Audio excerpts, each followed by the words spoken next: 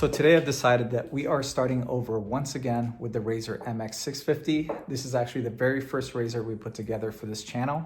And I've learned quite a lot from using different setups on there, from overvolting the factory motor to 48 volts, to going to our first brushless kit, which was the Kunray MY1020 kit from Amazon, and then slowly upgrading that to 72 volts using a Kelly controller from Electro and Co.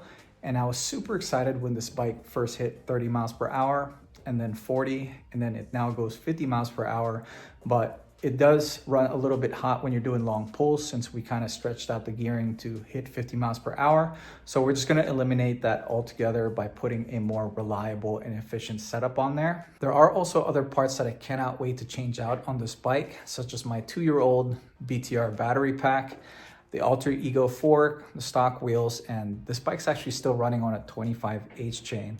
But please keep in mind, I'm just a regular dude who put this bike together on a pretty tight budget. But I think at this point, I'm ready for a much better and more reliable setup. So let's go see what we got.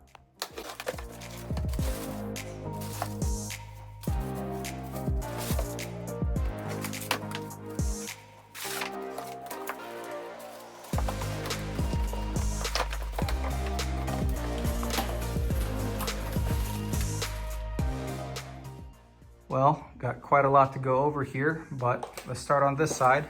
This is their new ETM fork, which is a lot heavier duty than what we currently have on there.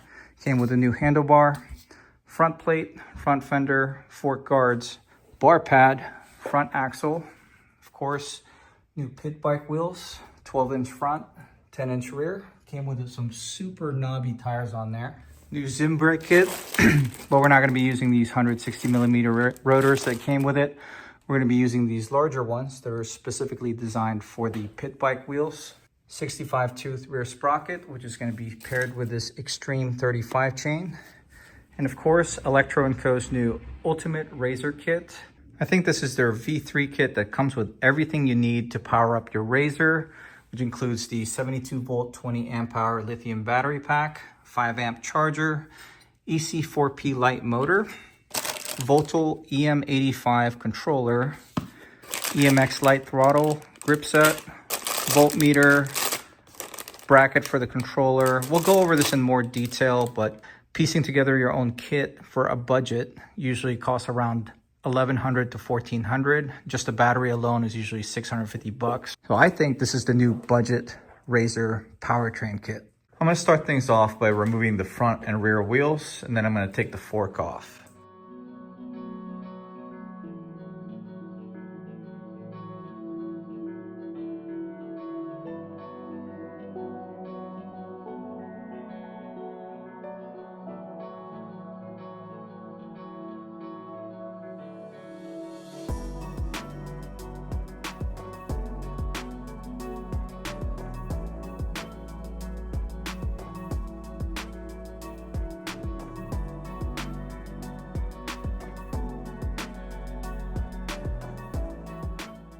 Next, I'm going to take off all the plastics, the seat, and the side covers so we can gain access to all the electronics.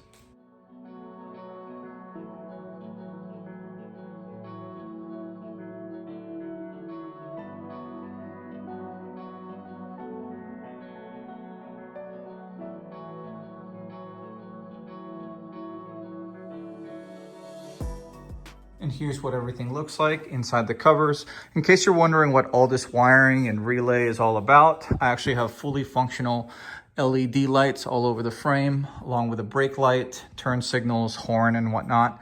So I actually have this 72 volt to 12 volt voltage step down converter to run all the 12 volt accessories. And of course, the BTR 20 amp hour lithium battery pack that we're going to be taking out, the Kelly KVD controller, which has been very good at serving its purpose, supplying as much power as we can to the original Kunray MY1020 motor. See, I even drilled out the end caps to allow for more cooling in the past, but it's time for all this stuff to go. We are moving on to something new.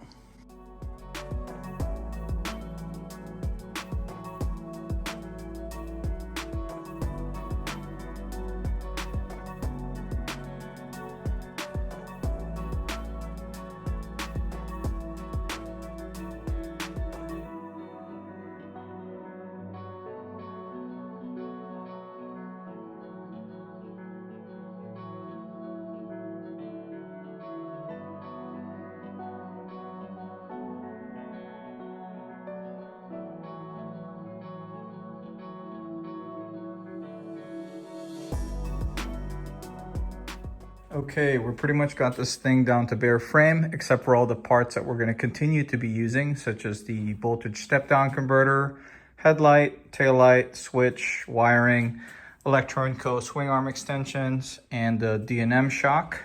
We also got it all cleaned up, so we should be ready to be installing the new Ultimate Razor kit. First thing we're going to throw on the bike is the battery. It's got a nice handle, make it easier to carry around. The smaller XT60 cable is for the charger, and this larger XT90 cable is for the controller power source. As far as specs, there's a sticker at the bottom that shows it's actually a little larger than 20 amp hour. It's 20.8. Doesn't say anything about power output or BMS specs, but I talked to Austin over at Electro, and it's supposed to have a perfectly matched power output as the controller that's provided, which is a Votel EM85, which has a max current rating of 85 amps and 300 phase amps, so should put out a pretty decent amount of power. One thing to keep in mind if you're modifying a completely factory MX500 or MX650 is you have to cut off the battery tray that's welded onto the frame. So you can see I already cut mine off like maybe 2 years ago. You have to do that whenever you're putting in any sort of decent sized lithium battery pack. If you happen to be installing this kit on an SX500, you wouldn't have to do this since the frame's pretty open from the get-go. Yeah, it's like a perfect fit on the factory tray. And it's nice that it's got this ledge on the top corner of the battery. Leaves a lot of room for the rear shock. Give you a closer look at this. I added this foam padding on top of the tray just for additional protection for the battery, since I like to go on pretty rough terrain sometimes. But as you can see, both sides of the battery actually have plenty of room, so you wouldn't really need to bend these tabs outward like I had to previously, though you might have to bend the front and rear edges outward, like more flat, to fit this battery properly.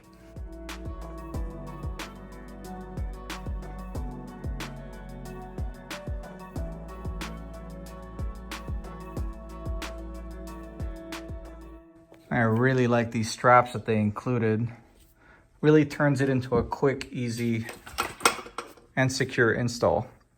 Next thing we're going to be throwing on is the EC4P light motor, but don't be fooled by the name. This is no lightweight.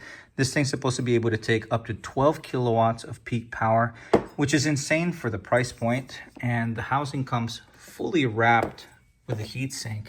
So cooling shouldn't be an issue. It's definitely going to be a lot more efficient than your standard MY1020. The housing is actually a very similar design to the original EC4P or the one motor that I currently have on my SX500. The main difference is this one has the larger shaft, so it's able to take a little bit more of a beating. I've actually had this thing tuned for 17 kilowatts for months now, and it's taken it just fine. It's always a good idea to throw on a little bit of blue Loctite on all the hardware for the motor.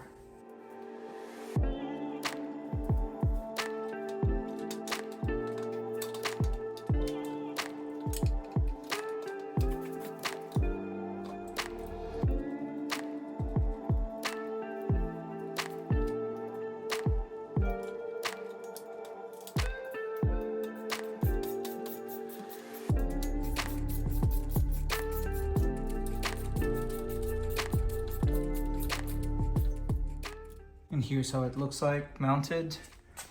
This one already came with a 10-tooth 35 front sprocket. Before we continue, if you're enjoying this video so far, make sure you hit that like button. It really helps keep me motivated to make this kind of content for you guys. If you like these type of projects, make sure you subscribe to this channel. I've always got a wide variety of things going on here. Next thing we're going to be tackling here is the front end, starting with the fork. And I was mistaken, this is not a front axle. This is definitely for the stem. And what's cool is they have these custom machined spacers that go inside the bearings. It replaces these ones. Everything is custom made. These are going to be recessed inside the triple trees just to make this as bolt-on as possible. 6mm Allens for the triple trees.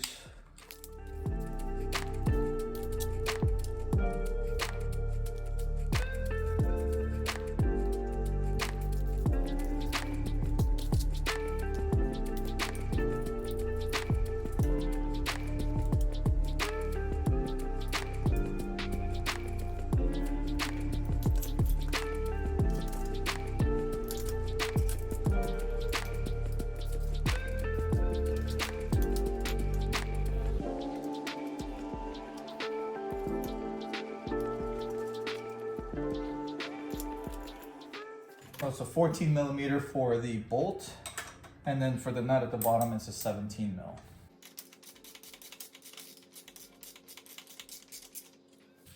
So I'm not gonna over tighten it. I'm just gonna keep it snug, just to make sure that the spacers are fully seated on the bearing. Then I'm gonna torque down the triple trees. Just gotta make sure that the fork is all aligned.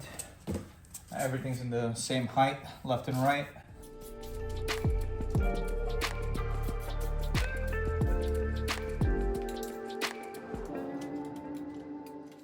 No doubt that this has definitely been the easiest fork install that I've done so far. Just want to quickly go over all the brackets and hardware that came with a bag with a fork. These two plates and these two self-tapping screws are actually the brake hose bracket. It goes on the fork guard. This over here is the brake caliper adapter. It's to adapt a mountain bike style caliper onto a pit bike fork. This bracket is for the top of the front plate. So you can see it's threaded on one side. That's gonna go on the front plate, and then the other side goes on top of the triple tree. And these three bolts are gonna be for mounting the front fender on the bottom of the lower triple tree.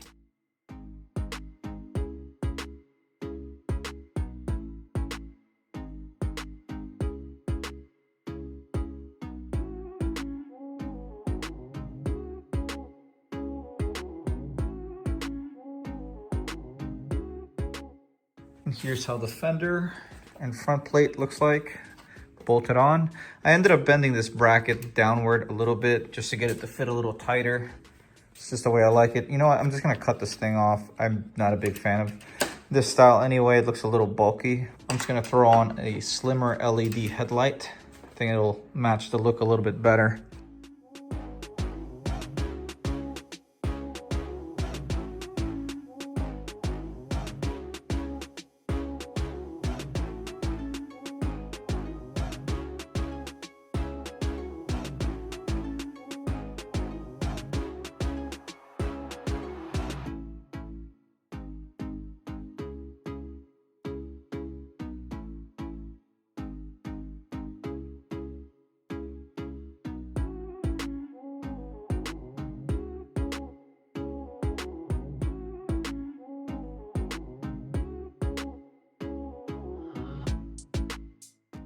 Here's a closer look at how the front wheel is mounted, along with the 180 millimeter rotor.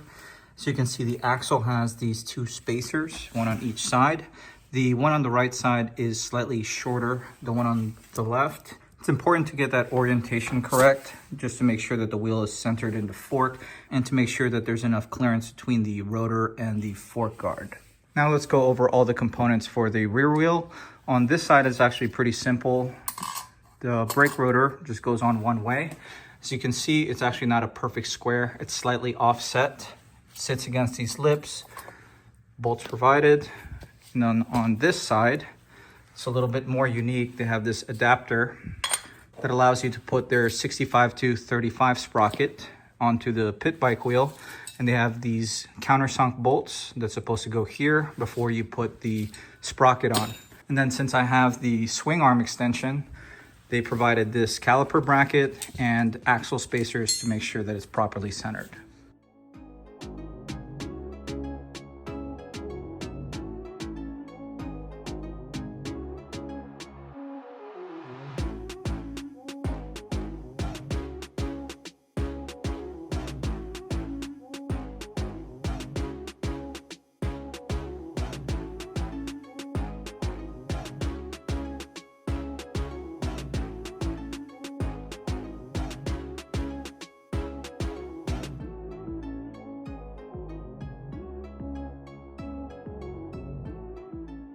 And here's a closer look at how everything is mounted on the back. The longer spacers on the right side, shorter one on the left between the bearing and the caliper bracket. That's the only way that the caliper and the chain are gonna be properly aligned. And I currently have everything somewhat loose, so we're able to slide the whole assembly front and back to adjust the chain tension once we get that on. Before we install the new 35 chain, we're probably gonna need to cut this stud off on the inside of the swing arm, since it's likely gonna get in the way of the alignment, since the new chain is a lot beefier than the factory 25/8 chain. So you can see there's a big size difference. And we're also not gonna need this chain tensioner that's bolted on that stud anyway, since we have adjustment on this swing arm.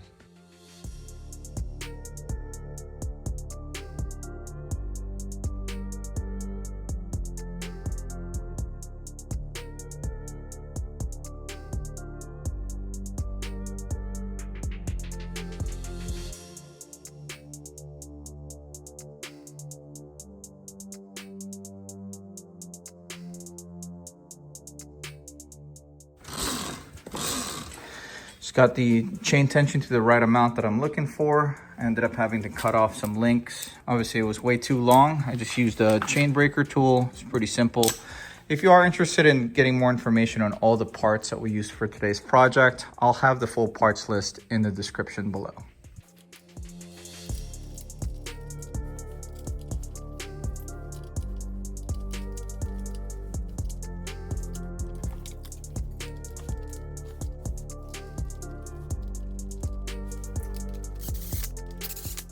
Looks like the backside of this bolt makes light contact with this portion of the rotor. So I'm gonna add a little spacer between the bolt and the caliper bracket just to pull it away from the rotor.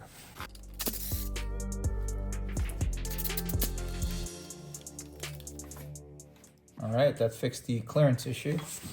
I'm gonna torque down the caliper since the pads are perfectly centered to the rotor.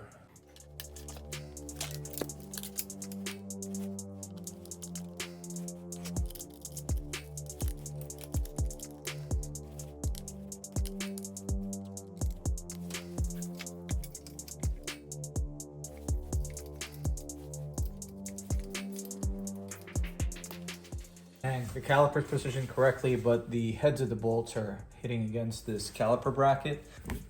Here's a closer look at what I'm talking about. The heads of the bolts, it's making contact with the very bottom of the caliper bracket. This top portion has plenty of clearance, and it's only a small portion of this bracket that's actually making contact with the bolts. So I'm gonna shave down the bracket.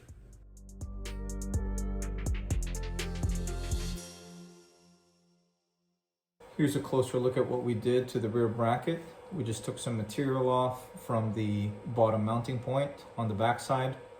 So this should make enough clearance for the rotor bolts. I know we haven't quite finished all the installs yet, but I already have the battery hooked up to the charger since I want to make sure that it's good to go later on as soon as we finish the bike. I'm trying to ride this thing later this afternoon, and it came with a 5 amp charger, so I know that takes quite a few hours. All right, let's give this another shot. So we ended up shaving down a little over 1/8 of an inch of material on the backside of this bracket. And that made enough clearance. So I'll just continue with the install.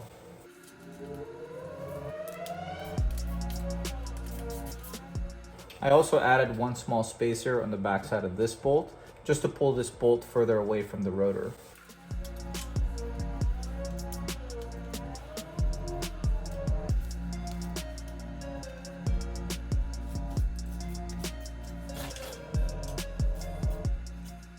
All right, now that we got perfectly even gap between the rotor and the pads on both sides, we can now torque down the caliper bolts.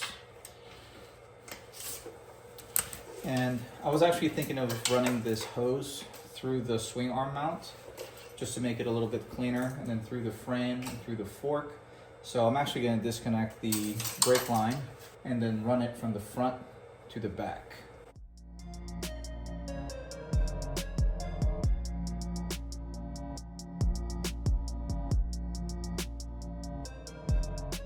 Before we bother mounting the brake levers on the handlebars, I'm just going to do that at the same time as the throttle on, off, and whatnot. So we might as well go over all the electronics that come with the Ultimate kit and how to wire it up. It's actually super simple. Electro and Co made it plug and play.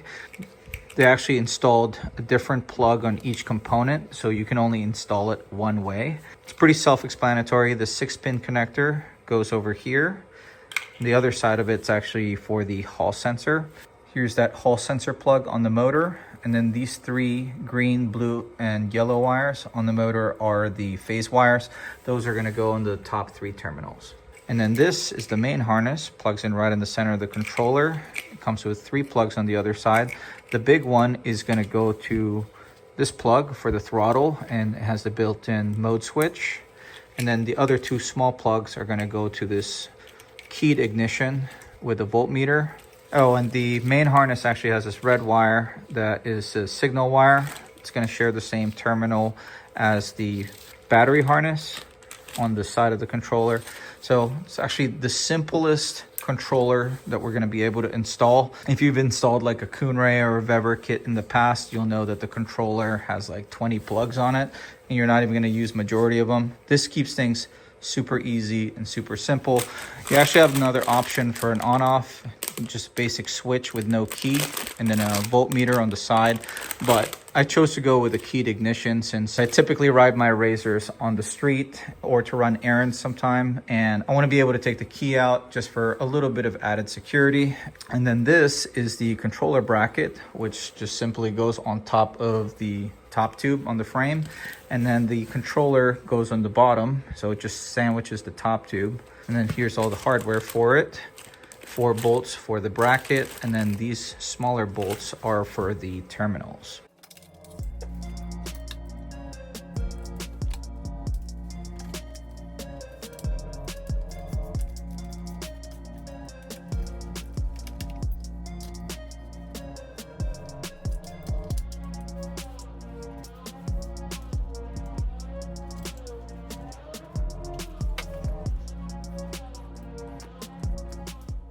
To get a little creative with a GoPro mount to mount the LED headlight. We're going to mount this right in the center of the handlebar. I think that's a perfect place to put it so we can still point it up and down with easy adjustment.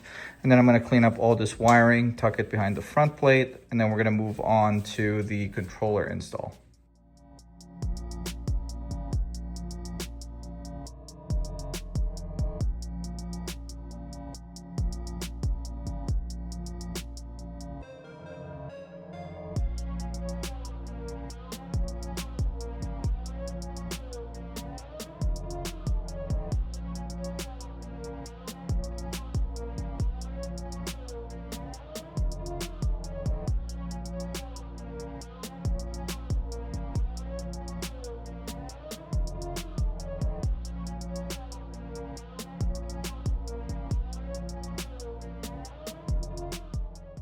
So we now have the Votel controller mounted on the frame. I'm not going to clean up all the wiring yet. I still want to test this out before we put all the covers on. Hall sensor, phase wires, the 3 connectors for the throttle and ignition are all hooked up. The very last plug that you should be hooking up is the power source plug between the battery and the controller.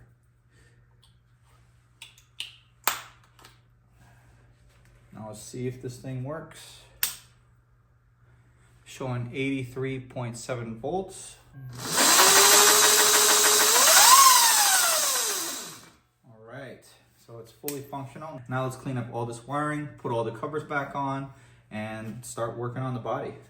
So the tires come completely deflated when they're shipping it, so make sure you are filling it up correctly before you take it out for the first time. I'm gonna have mine filled up to 18 PSI as a starting point. I might turn it down a little if we do some off-road. Before we put all the covers back on and clean up the wiring, we might as well check if everything else still works. Headlight, chassis lighting, left turn signal, right turn signal, horn works. The only thing I don't have currently hooked up is the brake switch, since we just switched back over to the Zoom brakes. The pit bike brakes had a built-in switch, so I'm just gonna have to find another solution for that.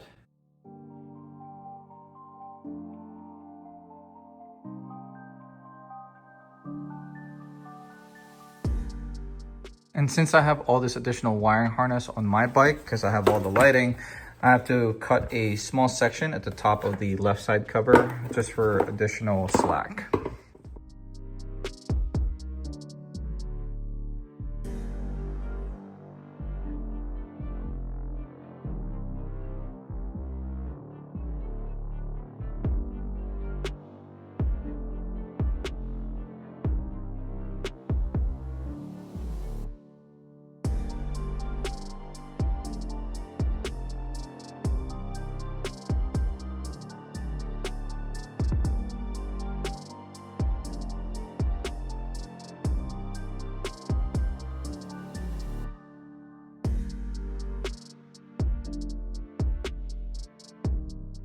Decided to switch over to a CRF50 seat, which not only adds additional padding, but it also raises the seat height a little over an inch from the factory one. Here's the original one that I reupholstered last year. And then also switching out from these plastics, since this set actually has some cracks under the vinyl. And we put on another CRF50 set. And we're not quite done with the bike yet, because I am installing a brand new graphics kit, which was made custom for me by JCGraphics.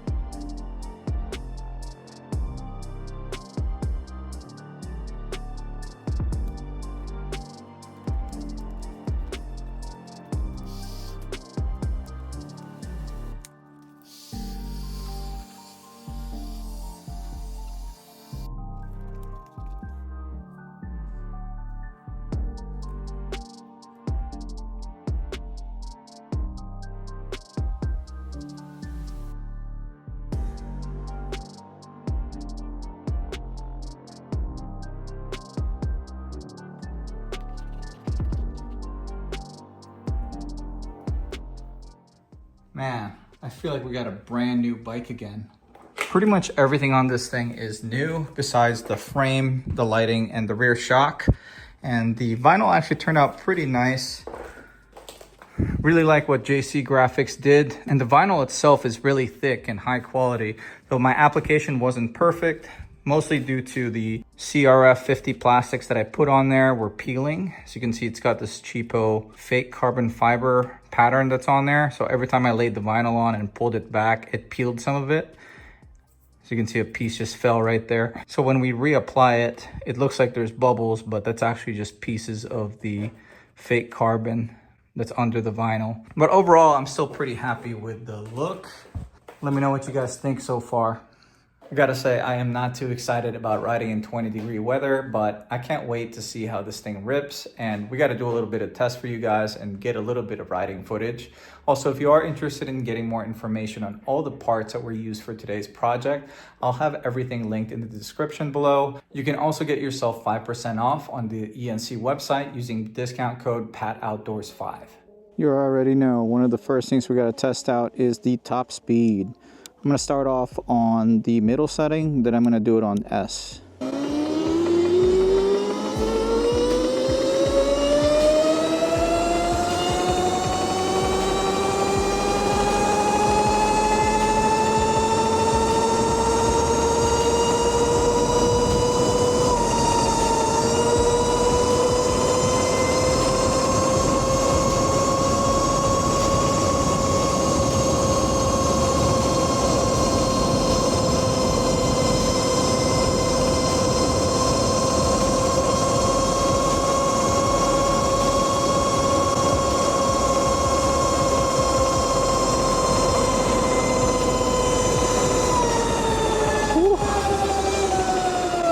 Pretty zippy. Still got to figure out what that noise is. Top speed on that first run is 43 miles per hour. But yeah, it definitely makes a good amount of power. Got plenty of torque as it is. Yeah, I got to figure out whatever noise that is. It's just a little bit, but straight out of the box though, it makes more than enough power to pop a wheelie if you want it. It's got plenty of braking power. It's got plenty of torque straight out of the box. So let's do another top speed run on the S mode. All right, let's reset the odometer. I'm gonna let this guy go for a little bit. All right, let's do it.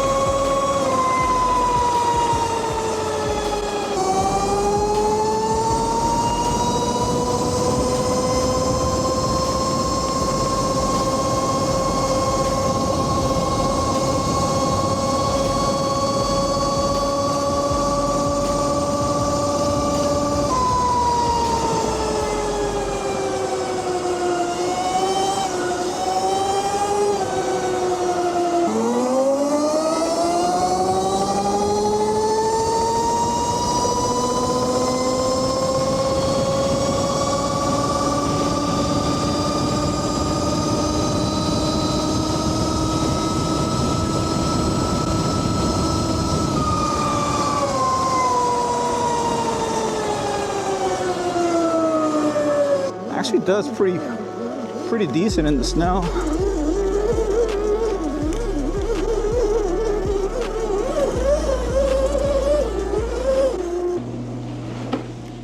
Almost forgot to check what the top speed was, and it is 52 miles per hour.